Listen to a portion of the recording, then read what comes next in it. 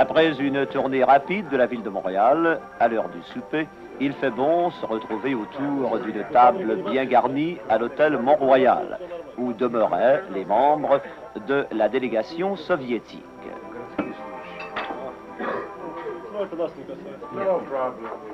Les jeunes soviétiques ont fort apprécié les qualités de la cuisine typiquement canadienne.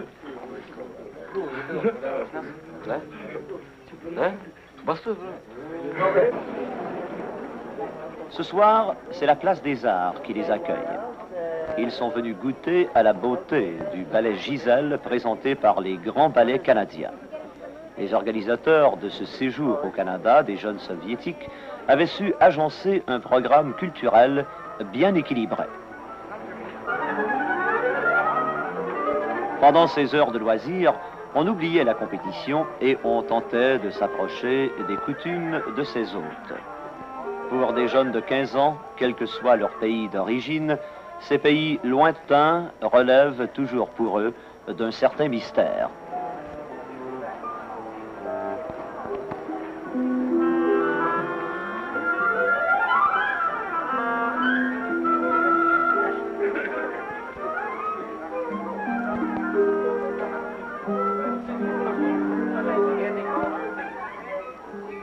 Après la présentation du ballet Gisèle, ils ont pu rencontrer Madame Ludmila Cheriaev, la directrice des grands ballets canadiens.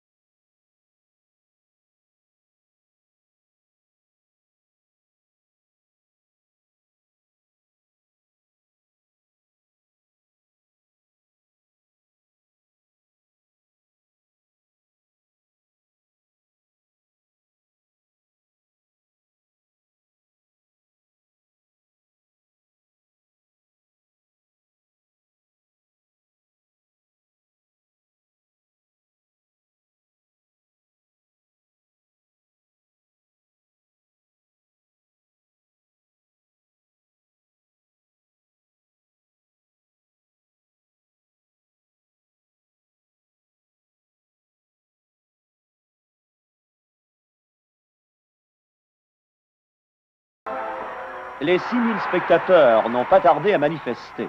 Un lancer frappé, d'abord repoussé par le gardien de but, a été repris par Gilles Poirier. Et Verdun menait 1-0.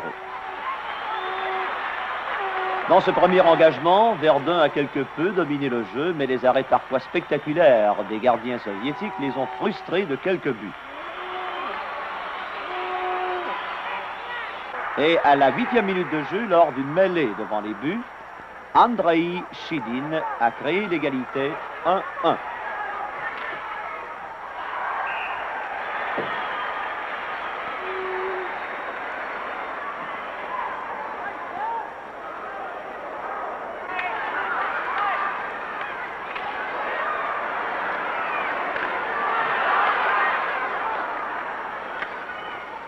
Dans les minutes suivantes, les Leafs de Verdun ont été quelque peu débordés. Et cette fois, c'est le gardien Terrien qui a dû repousser les attaques soviétiques de plus en plus précises.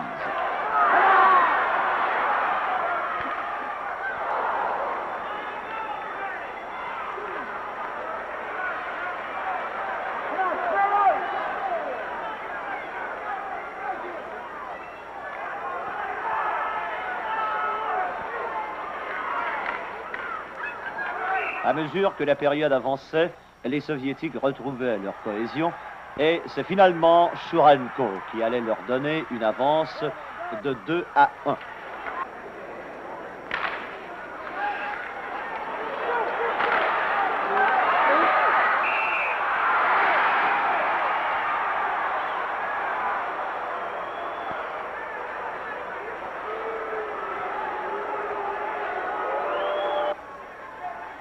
Et déjà, on sentait que les Soviétiques avaient décelé certaines faiblesses chez l'adversaire et qu'ils allaient en profiter.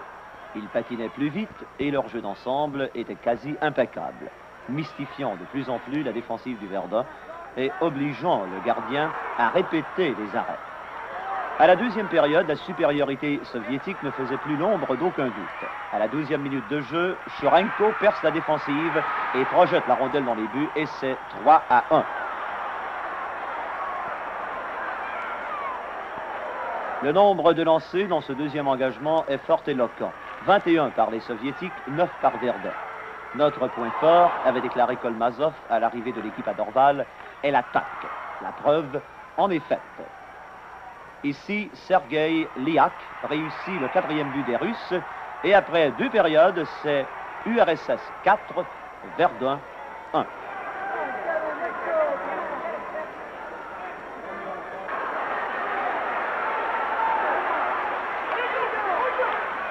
Un fait a semblé surprendre quelque peu les spectateurs, soit le jeu robuste des visiteurs.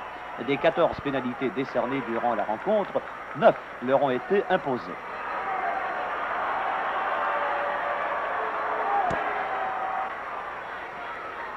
Le moins que l'on puisse dire des joueurs du Verdun, c'est qu'ils étaient remplis de ténacité, ne cessant d'attaquer malgré un déficit de 3 buts. Après avoir raté un but, l'excellent jeu de passe russe se termine par leur 5e but, celui de Ivan Adviev au début de la 3e période. Quelques minutes plus tard, l'espoir renaissait chez les 6000 spectateurs entassés dans l'auditorium de Verdun lorsque Wayne Singleton a réussi le 2e but des siens. URSS 5, Verdun 2.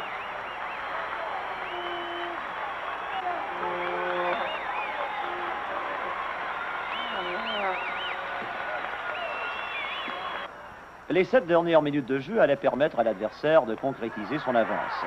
On songeait peut-être alors, dans l'assistance, à la célèbre série du siècle qui avait révélé aux Canadiens la valeur du hockey soviétique.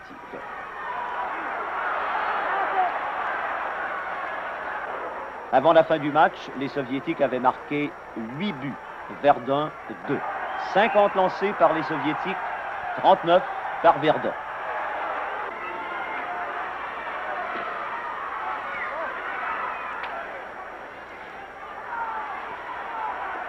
Pour ces jeunes, d'un côté comme de l'autre, ce fut une expérience heureuse. Après les félicitations d'usage, l'échange de bâtons. Le désir de se parler, arrêté par la barrière des langues.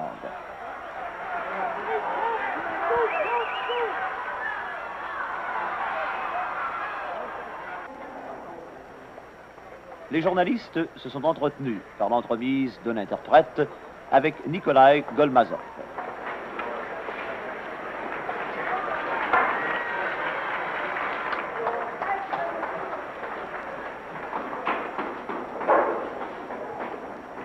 Et dans le vestiaire du Verdun, le directeur gérant Pete Singleton, quoique quelque peu déçu, a rendu hommage à ses joueurs. Pour ces 2 formations, ce n'était qu'un au revoir.